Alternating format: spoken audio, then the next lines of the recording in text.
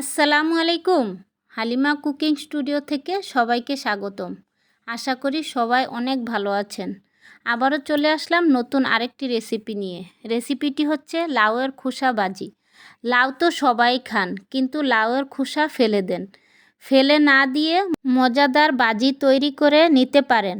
এই লাউয়ের খোসা ভাজিটা এত মজা হয় যে আপনি একবার বানিয়ে খেলে বারবার খেতে ইচ্ছা করবে। বিশ্বাস না হলে আজকেই বাজার থেকে একটা লাউ কিনে এনে ট্রাই করে দেখতে পারেন আমার কথাটা কতটুক সত্যি। চলুন কথা না বাড়িয়ে মূল রেসিপিতে চলে যাই। এখানে আমি একটা কচি লাউয়ের খোসা আলাদা করে নিয়েছি। খোসাগুলা ভালো করে ধুয়ে পরিষ্কার করে কুচি করে নিয়েছি। পাশে নিয়েছি 2টা আলু। আলুটাও কুচি করে নিয়েছি। এখন চুলায় একটা হাঁড়ি বসিয়ে দিয়ে হাঁড়িটা গরম হয়ে আসলে দিয়ে দিলাম মেজারমেন্ট কাপের 1 কাপ সরিষার তেল, 1 কাপ পেঁয়াজ। এখন ভালো করে নেড়ে চেড়ে পেঁয়াজটাকে হালকা ভেজে নিব। হালকা পেঁয়াজটা ভাজা হয়ে গেলে অ্যাড করে দিব মেজারমেন্ট কাপের 1 কাপ চিংড়ি মাছ। চিংড়িটা একটু ছোটো চিংড়ি। চিংড়িটা এখন দিয়ে এখন ভেজে নিব। অ্যাড করে দিব 8-10টা কাঁচামরিচ। কাঁচামরিচটা দিয়ে আবারও পেঁয়াজ, চিংড়ি, কাঁচামরিচ একসাথে ভেজে নিব।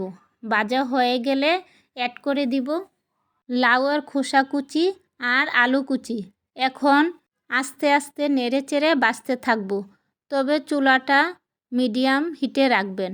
হাই হিটে চুলাটা রাখবেন না, না হয় লেগে যেতে পারে। লাগলে ভাজিটার স্বাদ কমে যাবে। তাই মিডিয়াম হিটেই রান্না করবেন। তবে এই পর্যায়ে লবণ দিতে যাবেন না, তাহলে ভাজিটার কালারটা সুন্দর আসবে না। যখন দেখবেন হালকা সিদ্ধ হয়ে গেছে তখন অ্যাড করে দিব স্বাদমতো লবণ। লবণটা দিয়ে আবারও ভেজে নিব।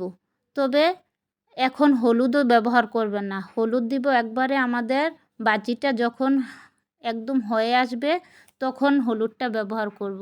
হলুদটা যত দেরি করে ব্যবহার করবেন আপনার ভাজির কালারটা অনেক সুন্দর আসবে। এখন ঢাকনা দিয়ে ঢেকে দিব 10 মিনিটের মতো। 10 মিনিটের মধ্যে আমি আবারও 2বার নেড়ে দিয়েছি। এখন আস্তে আস্তে নেড়ে চেড়ে আবারও রান্না করব 10 মিনিট। 10 মিনিট পর এখন আমার ভাজিটা প্রায় হয়ে গেছে। অ্যাড করে দিচ্ছি হলুদ।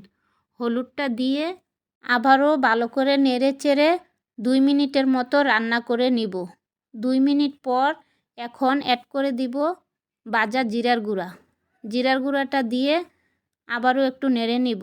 আমার ভাজিটা প্রায় হয়ে গেছে। এখন অ্যাড করে দিব ধনেপাতা কুচি 1 কাপ দিয়ে এখন হালকা নেড়ে পরিবেশন করব। ভাজিটা এত সুন্দর হয়েছে, কালারটা অনেক দারুণ আসছে। আপনারা এইভাবে রান্না করলে ভাজিটার কালার আসবে অনেক সুন্দর। মাশাআল্লাহ, কি সুন্দর দেখাচ্ছে, খেতেও অনেক মজা। আপনারা একবার হলেও বাসায় ট্রাই করে দেখবেন।